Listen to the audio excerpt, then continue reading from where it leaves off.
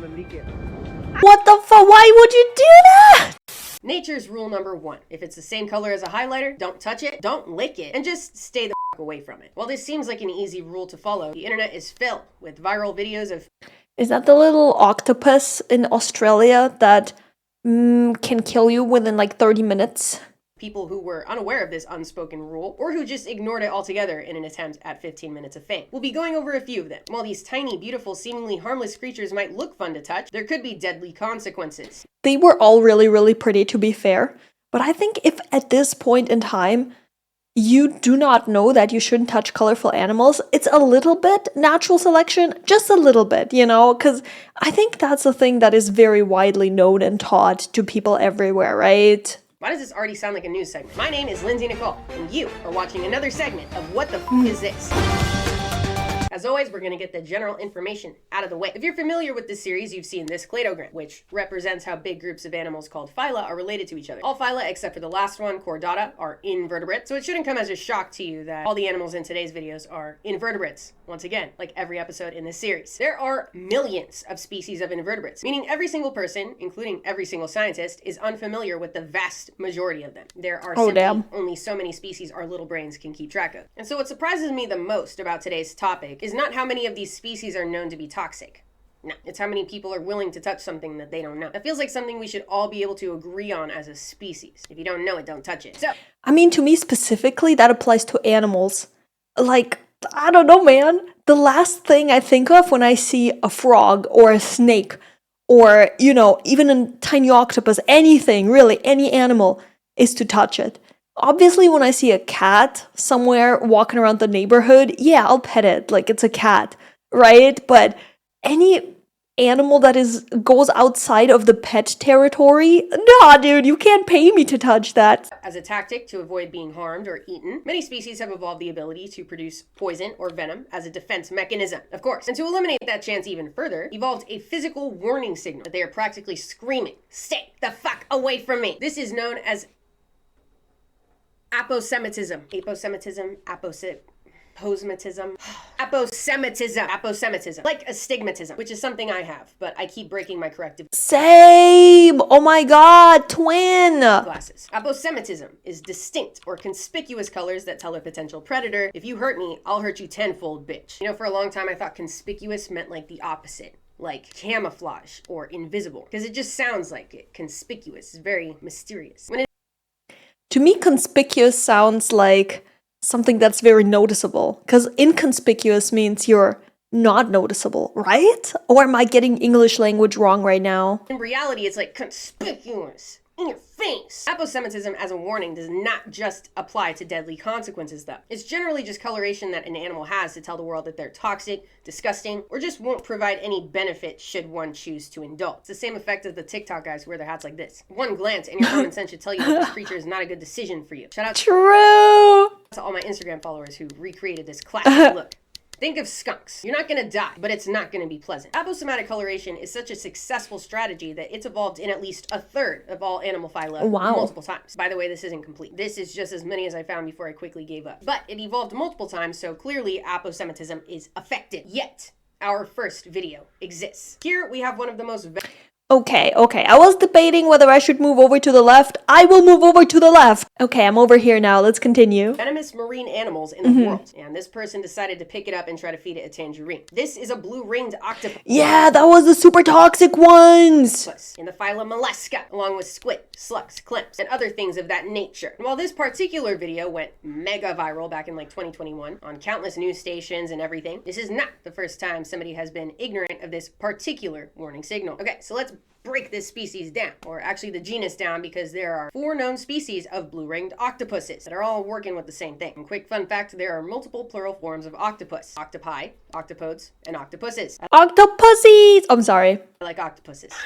So, blue-ringed octopuses are found in coral reefs, rocky sea floors, and sometimes tide pools in the Pacific and Indian Oceans. This particular video was taken in Bali. And like their name suggests, and as you saw in the video, they're named after the numerous blue rings that appear all over their body when threatened. So they're a little bit different than the typical examples of aposematism that we can think of immediately, like poison dart frogs that are always displaying their warning signals, always telling everyone to fuck off. The blue-ringed octopus only tells you to fuck off when they're feeling uncomfortable or unsafe, using color-changing cells called chromatophores that they have all over their body, in combination with special light-reflecting cells called iridophores. So they might not do anything to hurt you if they're not showing those signals? I mean, regardless, I wouldn't try it. Iridophores. Think iridescent. Iridophores. Absolutely radiant. Okay, so if they only display their blue rings when they're feeling uncomfortable, what do they look like the rest of the time? Kind of like a rock or the inside of a crevice, since they spend most of their time tucked away inside of one, minding their own business. So for that reason, it's pretty rare to see them. Despite this, scientists have been able to describe 4 species, with potentially more to be discovered in the future. There is the greater blue-ringed octopus, found around Indonesia and the Philippines, and I think Japan. The lesser blue-ringed octopus, found around Australia. The blue-lined octopus, which, yeah, has blue lines in combination with the blue rings, pretty cool, also found around Australia. And I don't feel like pronouncing this. This one has only been found a couple times, so it doesn't have a common name yet. Let's just condense it to Hapastrazi. I don't know. Hapastrazi has been seen around India. So, what makes the blue-ringed octopus so venomous? Well, they produce an extremely potent neurotoxin called tetrodotoxin, or TTX for short. Toxin. Tetrodotoxin is produced by lots of different animals, including some salamanders, the polyclad flatworm from the last episode, and most notably pufferfish, and more. I'm gonna stop the list there, because I know what you really want to know is just how toxic the blue-ringed octopus can get. Definitely enough to kill a human. Definitely. Like I said, some sources have mentioned that a single octopus can hold enough venom to kill like 26 people, but in a it is said kind of way. So toss that. I'm going to give you concrete data. In 2019, a team of scientists looked into the toxicity of the greater blue-ringed octopus found around Japan, specifically how it's distributed, because their bites are toxic, obviously, but they also have venom kind of all over. So no, you cannot eat them, by the way. I bet somebody already asked that in the comments. There have been multiple reports of food poisoning after... I don't get why people want to eat toxic animals so badly. Same with pufferfish. Why? Why? I would never, even if the chef is like super experienced with it, I'm never eating pufferfish, dude. I don't want to die. What the hell?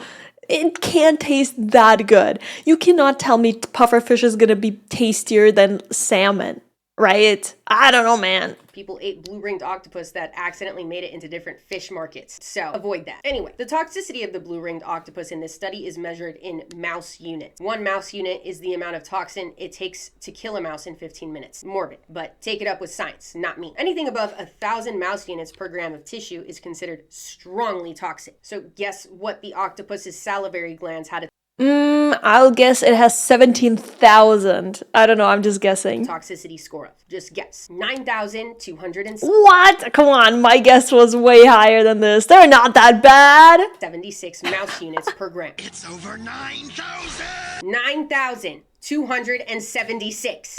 For legal reasons, I was just joking. That is a lot. Don't approach them, please. A regular human safety perspective, I'm like, God damn, that is fucking terrifying. But from a scientific evolutionary perspective, I'm like, God damn, that is impressive. Their bites are apparently nearly painless, and so many people never realized that they got bit before the symptoms started kicking in. Which, since tetrodotoxin works by preventing nerve cells from producing electrical impulses, are symptoms such as muscle paralysis, respiratory failure, and eventually death, with no antidote that we know of so far. So how do you prevent getting bit by a blue-ringed octopus? Don't go into the ocean ever! Don't touch them, and definitely don't pick them up. Next, here's the thing. Pretty much every single animal content creator has made at least one video about this creature, because there is an abundance of videos of people doing things with them that they definitely shouldn't.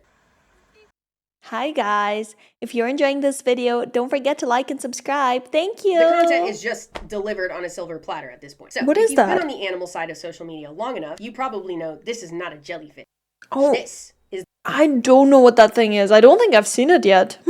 the Portuguese man of war. Related to jellyfish and kind of look like jellyfish, but very different. Their tentacles can get to over 100 feet long and deliver excruciatingly painful stings that, on very rare occasion, can be deadly. So, let's break it down. The man of war is a siphonophore in the phylum Cnidaria, along with jellyfish, sea anemones, and coral. Coral's an animal? Yes, bitch. That was a shock to me too back in the day. Although the man of war kind of looks like some weird jellyfish, they actually kind of live a lifestyle more like coral. Both corals and siphonophores are colonial creatures, meaning they have tiny little individuals called zooids all living on the same body. They can't live separately from the colony. They're connected to each other by tissue. It's kind of a weird concept. I guess kind of like leaves on a tree, but in animal form. To be honest, I haven't really looked into ideas of how colonial animals evolve, but I would imagine that it has to do with how they grow. In the case of the man-of-war and other siphonophores, the colony gets larger and larger through a process called budding, which is a form of asexual reproduction that's cloning. It's cloning. Other animals reproduce through budding too, but the individuals end up completely separate, like some sea anemones. They can clone themselves, but then the individuals are still individuals at the end of it, and they don't rely on each other for survival. They just do their own thing. Maybe at some point, multiple times, there was some sort of restriction made to that budding process, and the individuals didn't completely split and then became permanently connected at tissue. I don't know. It's just a wild guess. Especially since I don't really know much about coral other than the fact that they're colonial animals that live attached to the sea floor. But anyway, back to the man-of-war, which, unlike coral, is not attached to the sea floor and is kind of on the move, using their gas-filled pouch called a pneumatophore to float on the surface of the ocean, drifting to wherever it takes them, with the rest of the colony and its deadly This thing looks so interesting. I for real have never seen it before. Damn. tentacles hanging beneath, waiting for prey to bump into them. Well, it's easy to assume that all the zooids in this lump under the float are all doing the same thing. That is actually not the case. The zooids are specialized, meaning they all do different things. So some zooids are in charge of feeding, some of reproduction, and some of defense or prey capture. Damn. This is where the gnarly sting comes into play. So they were like a team that works together to survive. I mean, that's kind of cool. So it's technically, well, she already explained it pretty well, I think. It's a colony, so it's made out of many life forms, right?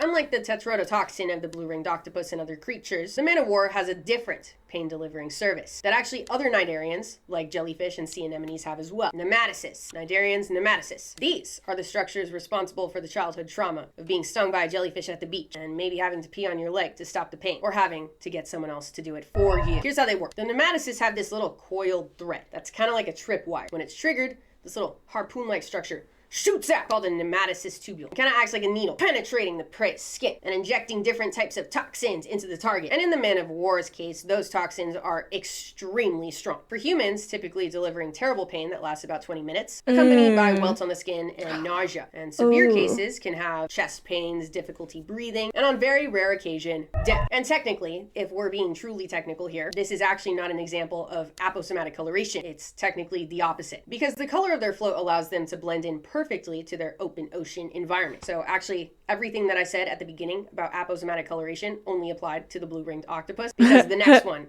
why the fuck is there no space on the memory card? That makes no sense. So real, though. Well, I don't know. I still don't understand why humans would approach and fuck with that animal, though. Like, again, anything that is unfamiliar, I won't just randomly touch, you know what I mean? So, I don't know. Well, I guess you could get stung by them by accident just by swimming around and like not seeing it. That could happen. Just gonna get through this. I don't know what was saved, so there's another day of filming where shit is just going terrible. We'll get there. So I actually said all of that at the beginning to actually only apply to the first animal, the blue-ringed octopus, because the next animal blends into the ocean too. But I will argue, from my own personal opinion, that by the time the animal washes up on the beach and you're deciding whether or not you should lick it, I'm gonna lick it. The fuck? What the fuck? Why would you do that? Anybody wanna pee on my mouth? No! God, please, no! Let's do it again. Ladies and No, my gentlemen, God. the Darwin Award goes to... their blue coloration should tell you not to, thereby making it aposematic in that specific circumstance. That's true. That is my own personal opinion. Thank you. Here is example 2 of my opinion. Guys, by the way, never try this. This is incredibly dangerous, even for a professional. They're chill. It was, in fact, not chill. This is Glaucus atlanticus, also known as the blue dragon, another mollusk that is not afraid to fuck your shit up if need be. This particular mollusk is a type of nudibranch or sea slug, which are some of my favorite marine animals. Here's why. Many nudibranchs have a superpower, one that you would expect to see in a Marvel movie: the ability to steal their prey's defense. Take this eolid nudibranch, for example, some of my favorites. They like to snack on sea anemones, which, like the man-of-war and other cnidarians, have those nematocysts. Instead of being harmed by the nematocysts like any other ocean Joe, they evolved ways to deflect the stinging blows and actually recycle the structures to use later on. They get passed and sorted through the digestive gland and then stored for defense later on. Other nudibranchs, like the leaf slug, use the same method with plants. That is an interesting looking slug. and Wow. become solar powered. Those chloroplasts that allow the plants to photosynthesize and make food from the sun get recycled by the leaf slug, which allows them to temporarily photosynthesize themselves. They make their own food from the sun. Could you imagine if Damn. we figured out how to do that, dude? That would be fucking insane. Right? Except in the blue dragon's case, their prey of choice is the one and only man of war. Just like the man of war, they drift on the ocean's surface with counter shading that allows them to blend in perfectly with their open ocean habitat. That's another one of the animals where I look at it and I'm like, they're so cool looking. I would never touch it. It looks freaky. Not in a bad way. Just freaky for me as a human to look at another creature and think like, oh, do I want to touch this? No. No. This tiny, inch-long species has not only evolved to be immune to the man of war's deadly defenses, but also repurpose these potent attacks for their personal use. And so touching them when they wash up on shore is like They're tiny. They looked so much larger. I now understand the video in the beginning where the guy was touching them. They're so small. What the hell? a game of Russian roulette, because there's a chance you won't feel anything, but there's also a chance you'll be feeling the wrath of a man of war. And so once again, to prevent being harmed by these creatures, don't touch them, don't lick them, and just stay the fuck away from them. Okay, that was really cool. Did I learn something new? Yes, I learned about 1.5 new animals. Like, technically, I'd seen the last one before, but I didn't know what it can do. And then the Man of War was really, really interesting because I've never heard of those before, but they seem to be unpleasant. But again, the blue-ringed octopus is the scariest of the bunch because it can actually fucking murder you, right? So, what have we learned? Well, something that all of us that have a good sense of self-preservation should have already known. Don't lick animals that have weird colors. Actually, scratch that. Don't lick any animals. What the fuck are you doing? Thank you guys so much for watching. I'll see you in the next one. Bye-bye.